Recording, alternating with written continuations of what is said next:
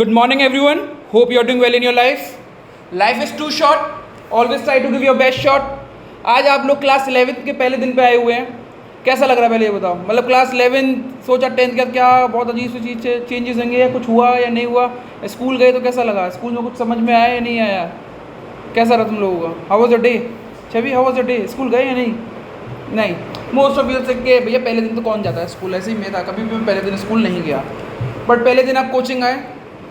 आप लोगों के लिए तारीफ़ की बात है कि पहले दिन कोचिंग बच्चे पढ़ने आ गए, वरना वो भी नहीं पढ़ने आते. ओके, आई एम हेयर जो आपको अकाउंट्स पढ़ाऊँगा. मेरा नाम रोहित चंद्रा है. मैंने क्लास 12th में 98% मार्क्स लेके आया था एंड मैं एक डिस्ट्रिक्ट टॉपर भी रह चुका हूँ. अब मैं डिस्ट्रिक्ट टॉपर हूँ तो मैं जानता हूँ कि आप लोगों को भी कैसे टॉप कराना है. ठीक है, अगर आपको 90s में लेके आए हो तो it will be like more easy मेरे लिए 98 तक लेके आने के लिए. बट अगर आप 50-60s में फाइट कर रहे हैं तो उसको भी हम आगे तक ला सकते हैं. हम लोग अकाउंट्स पढ़ने वाले हैं. अकाउंट्स में पहला चैप्टर पढ़ने वाले हैं. Chapter names introduction to accounting. सबसे पहले एक बात ध्यान रखिएगा कि क्लास 11th में जो भी बुक्स आप इस्तेमाल करेंगे उसमें सबसे पहली बुक होनी चाहिए T.S.. Grewal. T.S.. Grewal is a Bible.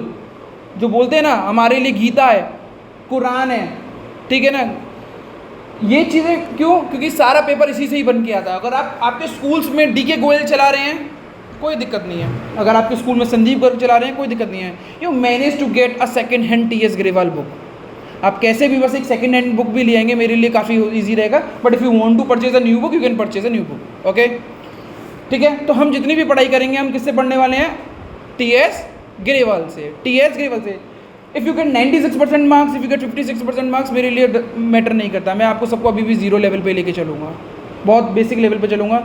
And if you choose accounting and commerce तो मैं ये समझ सकता हूँ कि थोड़ी बहुत आपकी मैथ भी कमज़ोर हो सकती है. थोड़ी बहुत मैथ भी कमज़ोर हो सकती है. ओके, अब एक छोटा सा पॉइंट पूछना चाहता हूँ to see how good you are in math. 1 lakh का 1 लाख का बस आपको हाथ खड़ा करना है, ऐसे बोलना नहीं है ना. अगर आपको आता है और एकदम सटक से आता है ना. 1 लाख का 10%, 1 लाख का 10% किसको आता है और किसको नहीं आता. Please raise your hand. कोई दिक्कत नहीं है. 1 लाख का 10% नहीं आता निकालना. नहीं आता निकालना. 2 बच्चे 3 4. Okay, good enough. ठीक है, हम लोग अब स्टार्ट कर सकते हैं. Okay, accounting is like your math, business studies is like your biology and where economics is like your physics. अगर आपको मैथ से प्यार था तो अकाउंट से प्यार आएगा. मैथ से प्यार नहीं है तो आप मेरे पास आए तो भी अकाउंट से प्यार आएगा. Okay, business studies is like biology में पढ़ते थे हम यार, सो के पढ़ते थे, मुझे कुछ समझ में नहीं आता था. वो था याद करके क्या था मैं, डाइजेस्टिव सिस्टम कुछ है ना, उसमें एसोफेगस से कुछ जाएगा, स्टमक में जाएगा, वो पेप्सिन और बस 2-4 वर्ड थे, उसको कहीं पे भी मैं जोड़ के लिख के आ गया था. That's it. I hate biology but I love business studies. But मैं यहाँ पे आपको अकाउंट्स और इकोनॉमिक्स पढ़ाऊँगा. नेक्स्ट क्लासेस में मैम आएंगी, तान्या मैम आएंगी जिसमें आप पहली बार मिलेंगे, और सेकंड क्लास में क्या कहते हैं बस यही 2 क्लासेस हुआ करेंगी आपकी. ठीक है ना. ओके, तो चालू करते हैं. आई रिकमेंड कि सबके पास एक फ्रेश कॉपी होनी चाहिए. अगर आपके पास पहले से कोई कॉपी लिखी हुई है तो फिर आप आज यूज़ कर सकते हैं, बट फ्रेश कॉपी रखिएगा. आज आपको कुछ लिखना नहीं है, केवल समझना है. ओके, सबसे पहले ये जो अकाउंटिंग है, इंट्रोडक्शन टू अकाउंटिंग. तो अकाउंट समझ के सबसे पहले आपके दिमाग में क्या आता है मैं ये समझना चाहता हूँ. अकाउंट्स अगर मैं बोलता हूँ अकाउंट्स वर्ड तो क्या आता है आपके दिमाग में. आंख बंद करो और सोचो कि क्या आता है. पहले चलो चेक करके देखते हैं क्या कितने बच्चों को क्या समझ में आता है. आंख बंद करो सब लोग प्लीज़. और अकाउंट्स बोलता हूँ. अकाउंट्स जैसे मेरे को तो बोलो खाना, तो मुझे बटर चिकन याद आता है बस. ओके, सो तुम लोगों के लिए अकाउंट्स अगर होगा तो क्या आता है. कैलकुलेशन. Very good. और कोई. छवि. मैनेजिंग करना. बहुत बढ़िया. और कुछ. हाँ, खाता. Very good. खाता. ओके, एक बार मैं बता दूँ, खाता. टू बी ऑनेस्ट जब मैं क्लास 11th में था, मेरे टीचर ने जब मुझसे पूछा था कि अगर आपको अकाउंटिंग बोलते तो आपको सबसे पहले दिमाग में क्या आता, तो मेरे को एक दिमाग में आता था मेरे पिताजी की एक दुकान है, उनके पास एक खाता बुक होती थी, लाल रंग की लगी रहती थी. उसको हम हिंदी में बोलते हैं बही खाता. यू कॉल इट बही खाता. एंड इवन आज एक ऐप का नाम भी है जिसका नाम है खाता बुक. क्या नाम है ऐप का. I show you the app.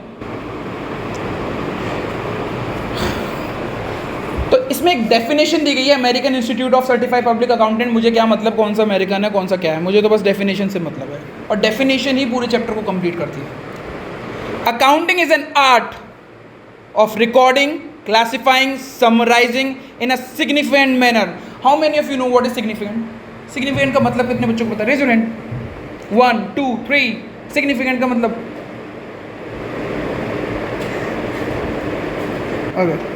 okay, नहीं जोक सब पढ़ता वो. Accounting is an art of recording, classifying, summarizing and significant. Significant का मतलब था important. क्या चीज? Highlighted. Important चीज को highlighted करते थे हम लोग. Manner in terms of money, transaction, event which are in part at least a financial character. भैया कुछ भी समझ में नहीं आ रहा है क्या लिखा हुआ है, तो हमने कहा चलो एक एक करके बात समझते हैं. ओके, हम डेफिनेशन पढ़ने आए हैं अकाउंट्स की.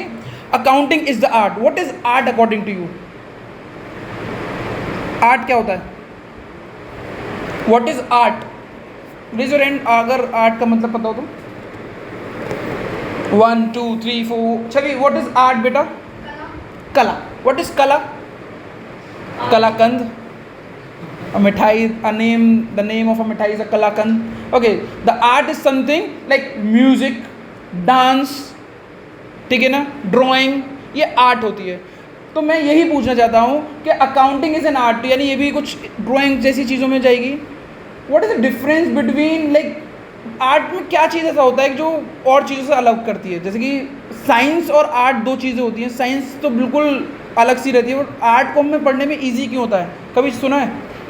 कभी देखा? मेरा ड्राइंग क्लासेस होती थी अपने स्कूल्स में, तो हम कितने खुश हो जाते थे, चलो एक फ्री पीरियड तो मेरा. Was it like that? ठीक है, ओके, मैं बताता हूँ क्या होती है. Accounting is an art. अगर सपोज करो I take a class of a dancing, मैं एक डांस सिखाता हूँ, मैं बहुत बढ़िया डांस करता हूँ, मैं आपको डांस सिखाता हूँ, and I teach you Bharatanatyam.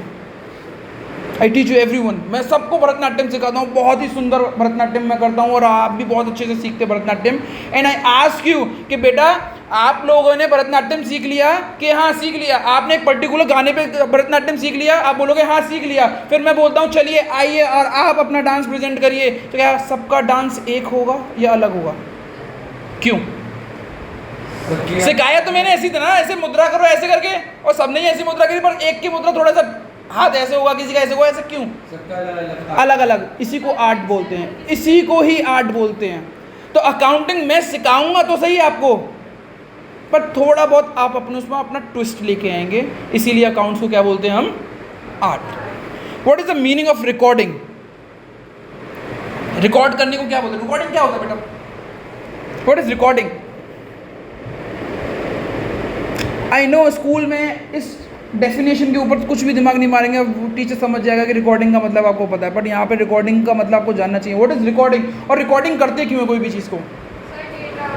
Data को रखने के लिए, सेफ रखने के लिए, याद ना करना पड़े. सपोज करो मेरे यहाँ पे अभी 50 बच्चे हैं, 50 बच्चों के मैंने क्या कहते हैं नाम लिख करके जनवरी, फरवरी, मार्च, अप्रैल की फीस कर रखी है, और वो डेटा मुझसे खो जाए तो मुझे दिक्कत होगी या नहीं होगी? होगी या नहीं होगी?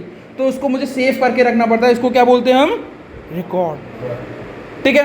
अगर आप गाना गाते हो उसको किस में रिकॉर्ड करते हैं? रिकॉर्डर में, टेप रिकॉर्डर में. आप अगर कोई डांस करते हो तो उसको किस में रिकॉर्ड करते हैं? वीडियो रिकॉर्ड में. तो ऐसे ही अकाउंट्स को रिकॉर्ड करते हैं, उस मीडियम को बोलते हैं जर्नल एंट्री. क्या बोलते हैं? और ये पूरा का पूरा एक चैप्टर है. क्या है ये? पूरा का पूरा एक चैप्टर है जर्नल एंट्री. भैया क्या होता है? कुछ दिखा देता हूं कैसी होती है journal entry. Cash account debit to capital account. बस इतना ही देखना है भैया. मुझे कुछ समझ में नहीं आ रहा, मैं को बोलूँगा मत समझो, 1 लाख 1 लाख, अभी कुछ समझने की ज़रूरत नहीं है. बस ये समझने की ज़रूरत है कि कुछ इस तरीके से आपको रिकॉर्डिंग दिखेगी. इसको जनरल एंट्री बोलते हैं. क्या बोलते हैं इसको? तो अकाउंट का फर्स्ट स्टेप ही क्या है? रिकॉर्ड करना. क्या करना? रिकॉर्ड करना. ओके, वी मूव फर्दर और हम चेक करते हैं दूसरा क्या देख रखा है, बताओ. Classifying. What is classifying? Distribution. चलो बहुत ही ज़्यादा अच्छा जवाब दे दिया, ऐसी उम्मीद नहीं थी तुम लोगों से, बट हाँ मैंने कुछ बच्चों को पहले से पता हुआ है. कितने बच्चों ने 3 इडियट मूवी देखी है? सबने देखी है? यू रिमेंबर दैट पार्ट जब वो उसका उनके पिताजी के मतलब बिल्कुल ही मरे से हो जाते हैं, उनको गाड़ी पे लेके जाते हैं और वो बांध के लेके जाता है एंड जो, और फिर करीना कपूर आती है कि भाई अब तो वो क्या कहते हैं हॉस्पिटलाइज हो गए, तुम्हारा एग्जाम है, तुम जाओ एग्जाम देने के लिए. तो वो बोलते हैं कि भाई दोस्त का बाप क्या कहते हैं अगर भर्ती है तो क्यों जाएगा? नहीं दोबारा एग्जाम देना. वो जब एग्जाम देने आते हैं वो एग्जाम देते हैं. अच्छा वो एग्जाम देते हैं तो एग्जाम में क्या कहते हैं टीचर बोलता है टाइम्स अप, आपका टाइम अप हो चुका है, अब आप क्या कहते हैं कॉपी को सबमिट करें, वो कॉपी सबमिट नहीं करते हैं। एंड में वो क्या करता है, कुछ याद है? आमिर खान, व्हाट आमिर खान डू, वो आता है, एक कॉपी लेता है, उसकी कॉपी लेता है, दोनों दोस्तों की कॉपी लेता है, ही से सर आप मेरा नाम जानते हैं, कि सर आप मेरे को जानते हैं, कि नहीं मैं नहीं जानता, तुम अगर प्राइम मिनिस्टर की भी बेटा हुआ तो अभी मैं आपकी कॉपी नहीं लूँगा। और उधर बहुत सारी कॉपी होती है, वो एक सौ ऐसे करके करके भाग जाता है। वहाँ से हमें एक एग्जाम्पल मिलता है क्लासीफाइंग का। सपोज करो मैं डांस सिखाता हूँ आप सबको, मेरे पास 5 बच्चे हैं, 1 2 3 4 5। द नेम्स आर छवि, हर्ष, राधिका, देव, कनव। जिनका नाम नहीं आया बुरा मत फील करना, ठीक है ना। मैंने बोला छवि, हर्ष, राधिका, देव, कनव, आप डांस करते हैं, आप बहुत अच्छा सा डांस किया, आपका डांस रिकॉर्ड किया गया और आपका डांस मैंने Monday, Tuesday, Wednesday, Thursday, Friday, Saturday का रिकॉर्ड किया गया और सब ने रिकॉर्डिंग दे दी अपनी। कितनी रिकॉर्डिंग्स हुई कोई बता सकता है? किसका मैथ तेज है? 30। Very good. सही है या गलत? 30 होती है और वो 30 को मैंने एक साथ यहाँ रख दिया। एंड आई आस्क्ड छवि, बेटा इसमें से अपना क्या कहते हैं ट्यूसडे वाला रिकॉर्ड लेके आना। तो छवि को टाइम लगेगा या बहुत जल्दी रिकॉर्ड्स लेके आ जाएगी छवि? क्यों? सेलेक्ट करने में टाइम लगेगा ना भैया, इतना क्या कहते हैं कबाड़ा पड़ा हुआ है, इतनी 30 की 30 हमारे पास पड़ा हुआ है, कहाँ से उठाएंगे? मतलब हर्ष बेटा अपना थर्सडे का क्या कहते हैं अपनी रिकॉर्ड्स लेके आना, हर्ष को भी टाइम लगेगा। तो इसीलिए हमारा फिर बीच में क्या आया, क्लासीफाइंग क्या, फिर मैंने एक अपनी अपनी क्या कहते हैं अकाउंट्स बना लिए, मतलब एक अपनी अपनी जगह बना ली मैंने। छवि, राधिका, हर्ष, देव, कनव। मैंने बोला छवि मंडे की रिकॉर्डिंग अपने इधर रखना, राधिका आप अपनी इधर रखना, ऐसे ऐसे करके सब ने अपनी अपनी रिकॉर्ड्स अपने अपने पास रख लिए।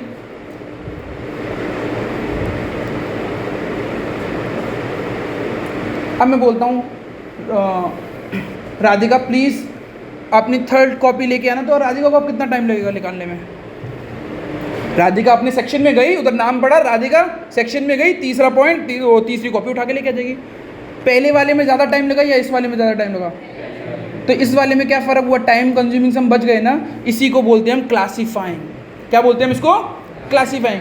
टू बी वेरी प्रिसाइज, थोड़ा सा हिंदी में चल के चलते हैं, अपनी लेमन लैंग्वेज में बोलते हैं, जो चीज़ जहाँ पे रखी है उसको अपने अपने घर पे रख दो। मतलब मैं राधिका का जो भी जो रिकॉर्ड्स हो गए वो छवि में ना रख के राधिका में रखूँगा तो मेरे लिए ईजी होगा ढूंढना कोई भी। तो अब जैसे कि मैं एक और बार दिखा रहा हूँ आपको, क्लास 6, 7, 5th में एक 6 मार्क्स का क्वेश्चन आता था और वो क्वेश्चन होता था राइट अ नोट, नहीं टेल अस अबाउट, यार explain what is photosynthesis, explain what is photosynthesis, फिर ऐसे करके वो लिखा रहता है फुल स्टॉप ब्रीफली, और 6 मार्क्स का। इसका क्या मतलब है, ज़्यादा लिखना है या कम लिखना है?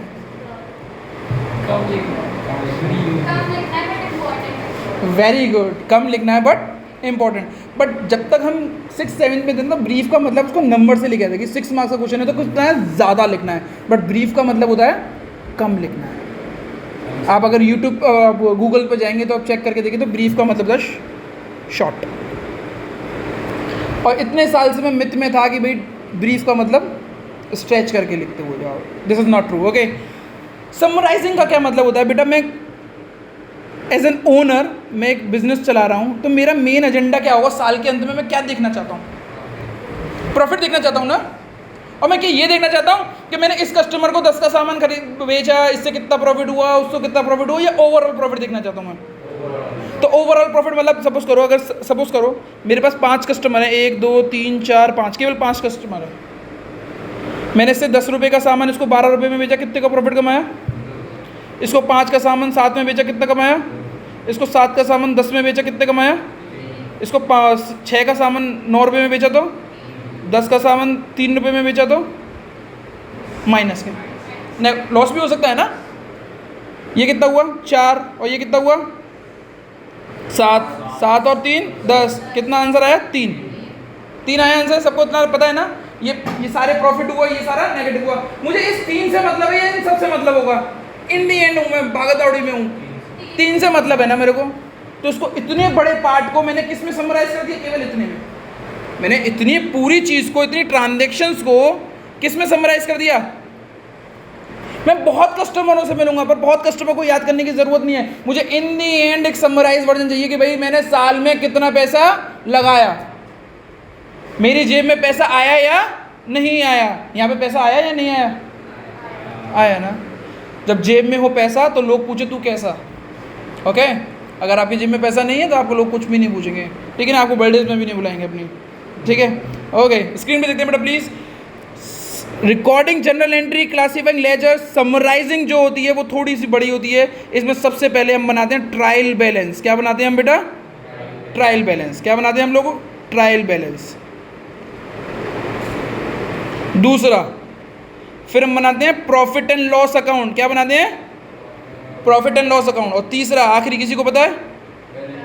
Balance sheet. What is balance sheet? किसी को पता है? एक स्टेटमेंट होता है, एक ही दिन बनता है ये। एक स्टेटमेंट होता है और एक ही दिन बनता है ये, ओके। एक स्टेटमेंट होता है, एक ही दिन बनता है, जिसमें आप बताते हैं कि आपके ऊपर कितना कर्जा है, दैट इज लायबिलिटी, और आपके पास खुद का सामान कितना है, दैट इज असेट। क्या चीज़? असेट। इन सब के बारे में हम पूरा पढ़ेंगे। तो सबसे पहले मुझे क्या करना है? रिकॉर्ड करना है, फिर लेजर में लेके आना है, तीसरा समराइजिंग करनी है। और समराइजिंग के 3 पार्ट होते हैं, वो कौन कौन से पार्ट है बेटा? Trial balance, profit and loss, balance sheet. Are you with me class? Are you with me? समझ में आ रहा है आप लोगों को? Okay. In terms of money, transaction and event, मतलब ऐसी ट्रांजैक्शन को रिकॉर्ड करो, फिर उसको क्लासीफाई करो और उसको समराइज करो जो पैसों में हो। जो पैसों में नहीं है ट्रांजैक्शन, उसको आप रिकॉर्ड नहीं करेंगे। For an example I give you two statements. पहला, Rohit purchase goods, Rohit purchase goods of ₹20,000, which is more important for you? Why? दोनों ट्रांजैक्शन तो एक जैसी लग रही है, पर दूसरी इंपॉर्टेंट क्यों? क्योंकि दूसरे में पैसा लिखा हुआ है, पहले में पैसा नहीं लिखा हुआ। ऐसी ट्रांजैक्शन जिसमें पैसा नहीं लिखा हुआ उसको रिकॉर्ड नहीं करेंगे, ऐसी ट्रांजैक्शन जिसमें पैसा लिखा हुआ उसको रिकॉर्ड करेंगे। दूसरा, एक और बात बताऊं,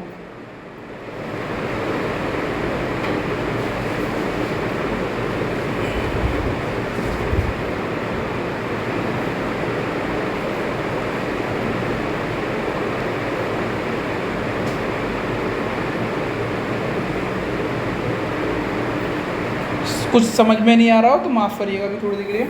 तीसरा पॉइंट लगा हुआ, रोहित ने 2,000 रुपये खर्च किए अपने बेटे की फीस पे पर्सनली। अब ये बता, ये तो रिकॉर्ड तुमने बोल दिया, ये तो होगा नहीं। ये रिकॉर्ड होगा क्योंकि पैसों में है, ये भी तो पैसों में, तो ये रिकॉर्ड होना चाहिए या नहीं होना चाहिए? क्यों? क्योंकि ये अपने बिजनेस से कोई रिलेटेड नहीं है। अब मैं दोबारा एक और लास्ट क्वेश्चन पूछ रहा हूँ, आप देखते हैं कंफ्यूज करने के लिए। 4th पॉइंट,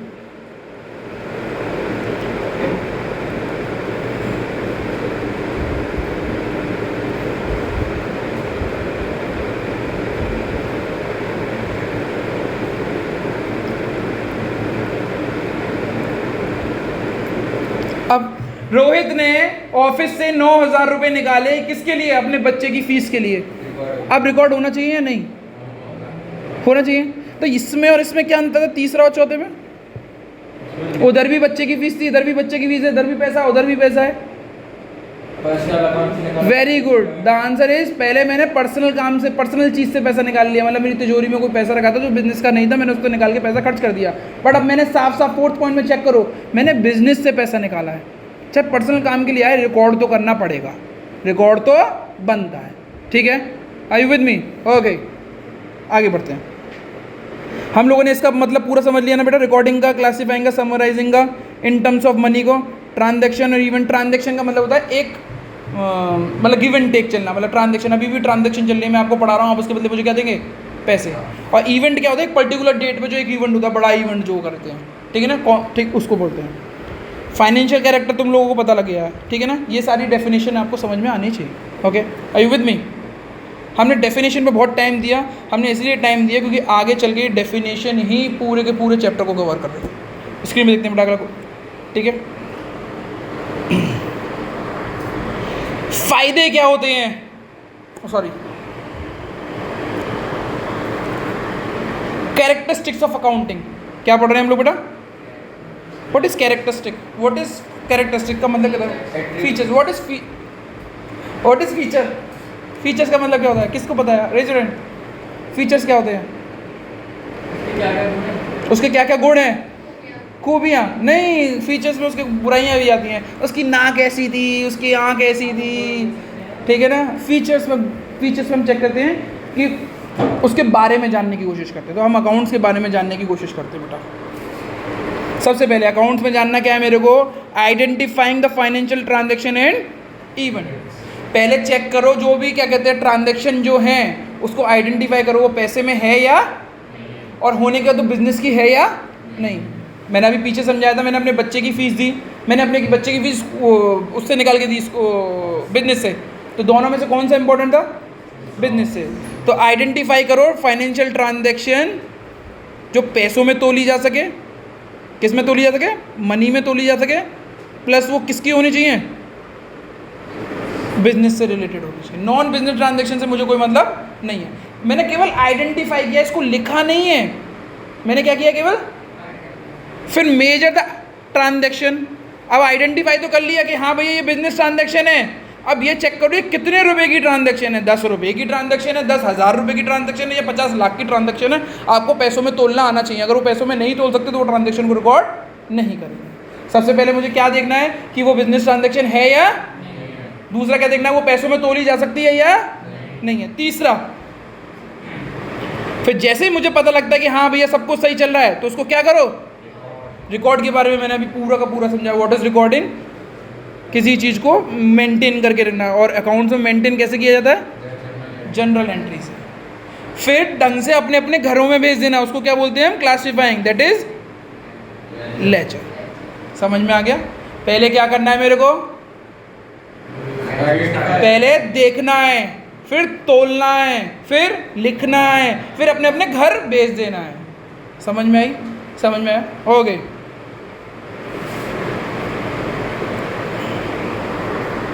ये भी हमने पढ़ा है। समराइजिंग। समराइजिंग मतलब किसी भी चीज़ को छोटा करना। How many of you are good in summarising? मतलब क्लास 10th में आता था शायद, हाँ 10th में आता ना समरी लिखने को। कोई चैप्टर की समरी लिखने को आता था इंग्लिश में या नहीं? How many? नहीं आता था? अच्छा पहले आता था। How many of you are good in this? Very good, okay okay. Summarising का मतलब होता है किसी भी चीज़ को बहुत प्रेजेंटेबल फॉर्म में लिख देना और बहुत छोटे फॉर्म में लिख देना ताकि समझ में आ जाए, सारी बातें पता लग जाएं, सारी बातें पता लग जाएं। और इसको हम किस तरीके से करते हैं? स्क्रीन पे देखें बेटा। Trading and P&L account, balance sheet, and एक और चीज़ क्या है? Trial balance. ये हमने समझ लिया था, ठीक है। आगे आता है ये नहीं पढ़ा। What is analysis and interpretation? मैं आप लोगों से मतलब जानना चाहता हूँ। ये ऐसा कोई टर्म नहीं है जो हम समझ ना पाएँ। Analysis and interpretation. What is analysis and interpretation? What is analysis?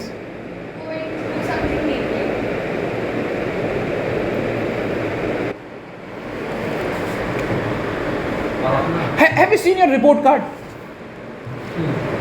Have you been to deep? मतलब देखने के बाद के यार हाँ कुछ तो समझ में आ रहा है दया, कुछ तो समझ में आ रहा है, कुछ तो गड़बड़ है, नहीं कुछ तो अच्छा हुआ है। That is analysis. मतलब what you do that? Okay. 100 में से 98 मार्क्स, 100 में से 98 मार्क्स, 100 में से 98 मार्क्स, 100 में से 98 मार्क्स, 100 में से 60 marks. How many of you are good in math? Who are like abacus queen and king, जो ऐसे ऐसे करके जल्दी से कर सकते हैं?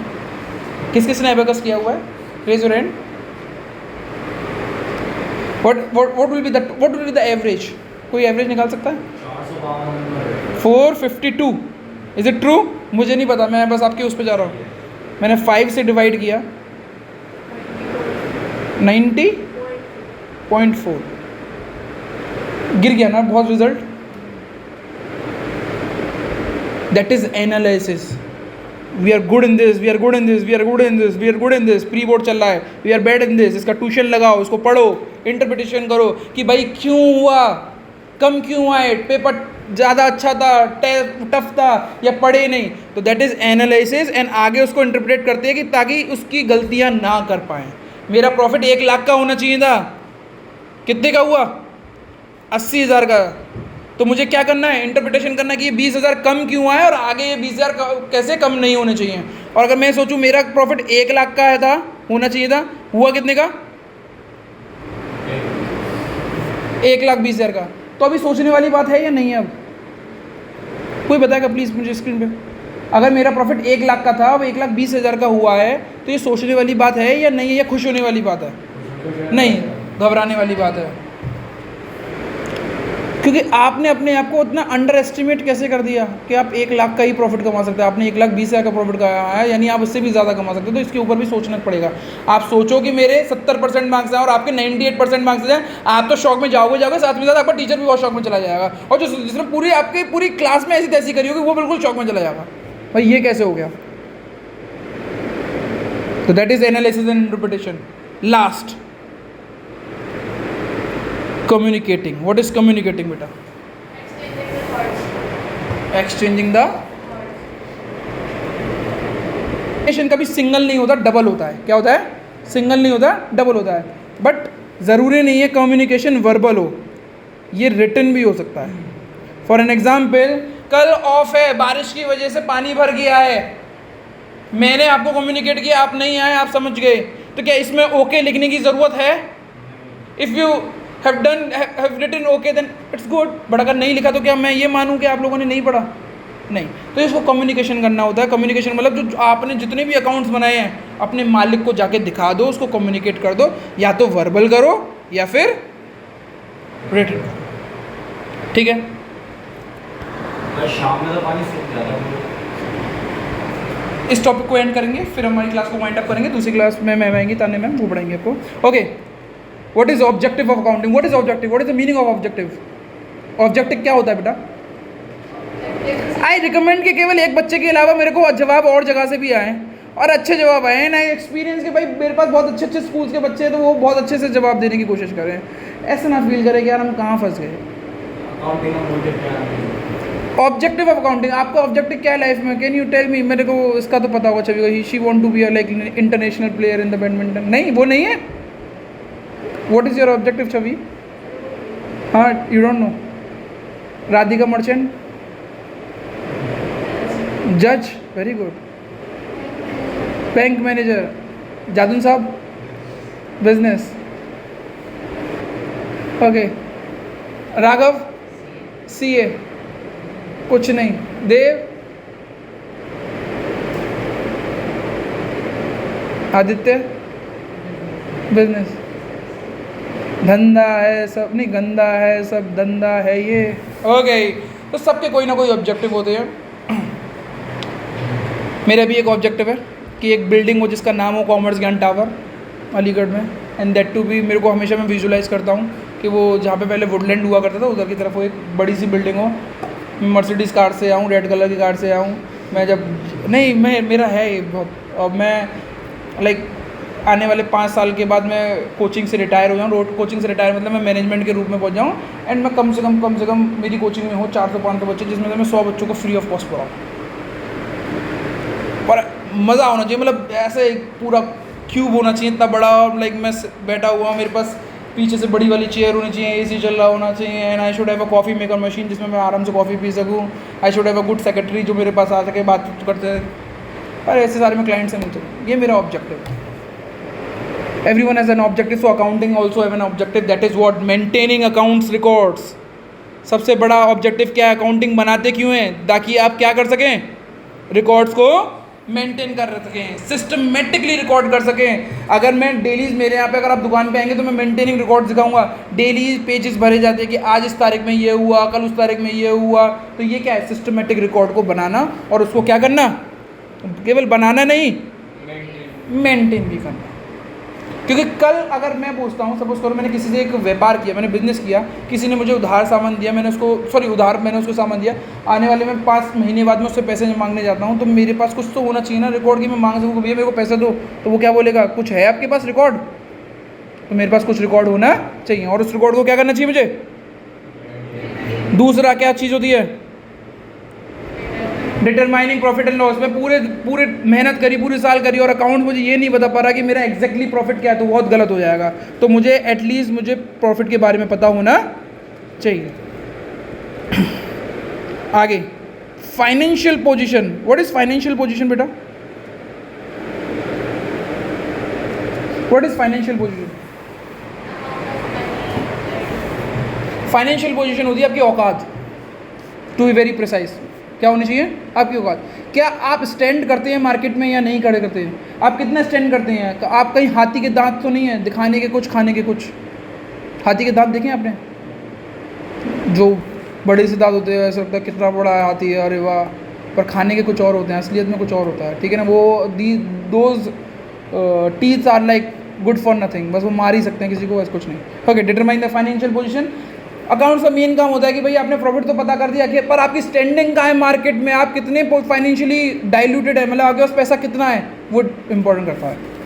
मैंने एक चीज़ पूछी, एक कोचिंग चल रही है जिसका नाम है कॉमर्स ज्ञान, और दूसरी कोचिंग है जिसका नाम है XYZ। मैं नाम नहीं लेना चाह रहा, कोई भी कोचिंग हो सकती है।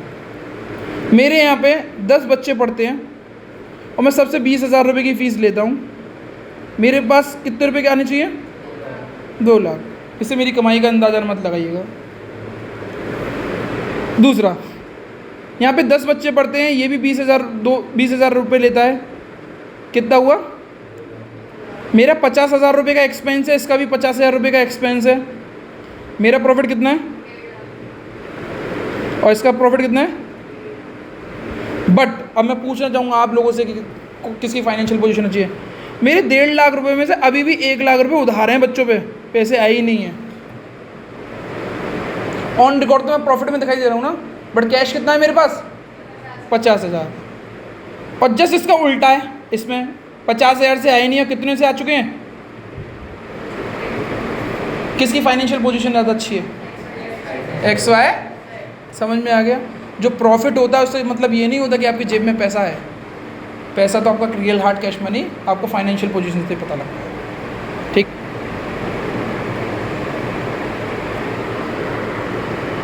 What is the meaning of facilitate? क्या मतलब इसका? असिस्ट का मतलब क्या होता है? किसको पता है असिस्ट का मतलब? Help to management. What is management?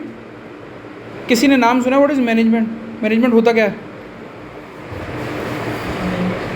किस चीज़ को मैनेज करना? बिजनेस को मैनेज कौन करता है? मैनेजर्स। आपके फादर्स के बिजनेसेस हैं?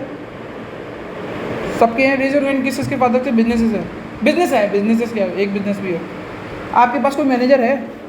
आपके यहाँ पे कोई काका वाका होंगे या वो वाले भैया होंगे, कोई मैनेजर है? मैनेजर। हम छोटे बिजनेस करते हैं, इसीलिए हम ही ओनरी मैनेजर होते हैं। कौन होते हैं? ओनरी मैनेजर होते हैं। मेरी दुकान में मेरे मैनेजर बैठा हुआ है, उसने मुझे कॉल करा कि भैया कोई दिक्कत आ गई है। वो सारे डिसीजन वो ही ले रहा है, बट उसने बोला कि एक डिसीजन नहीं ले पा रहा हूँ, प्लीज़ आप उनको कॉल कर लेना। अभी आपके सामने कॉल आया, अब वो मेरी कॉल है कि मैं उसको कॉल लूँगा नहीं लूँगा। तो मैनेजर को हेल्प चाहिए होती है। किसको चाहिए होती है? मैनेजमेंट का मतलब होता है मैनेजर्स। मैनेजर्स को हेल्प चाहिए होती है बिजनेस को और क्या करने में। अब मैनेजर चाहता है कि भाई मैं मेरे पास ये बिज़नेस दिया है, मेरे मालिक ने मुझे बिज़नेस दे दिया है और उसको मुझे प्रॉफिट करना है, प्रॉफिट कैसे भी करना है, और मुझे लगता है कि ये वाला सामान खरीदने से मेरा प्रॉफिट बढ़ सकता है। तो उसको कैसे वो डिसीजन लेगा कि वो सामान खरीदना चाहिए या नहीं खरीदना चाहिए। अगर कोई सपोज करो 1 लाख रुपए का सामान खरीदना है, तो क्या मैनेजर ऐसे ही तुरंत ही डिसीजन ले लेगा? पहले वो किसको चेक करेगा? अपने अकाउंट्स को चेक करेगा, क्या हम पे 1 लाख रुपए है भी या और नहीं है, तो क्या हम लोन ले सकते हैं या नहीं ले सकते हैं, क्या हम उसकी ब्याज चुका सकते हैं या नहीं चुका सकते। तो ऐसे ही सारे के सारे जो अकाउंट्स होते हैं वो क्या करते हैं? हेल्प करते हैं। किसको करते हैं help? Managers. Are you with me? Last, not last, second last, providing accounting information to the user. क्या होता है इसका मतलब? Who all are users? Use करने वाले। तो मैनेज अकाउंट्स का मेन काम ही होता है कि भाई जितने भी अकाउंट्स बनाए गए हैं वो किसको इंफॉर्मेशन दे पाएँ। And what are users? Next class में पूरा का पूरा इसी के ऊपर क्लास लेंगे हम लोग। Okay, protecting business asset. What is protecting business asset का मतलब क्या होता है?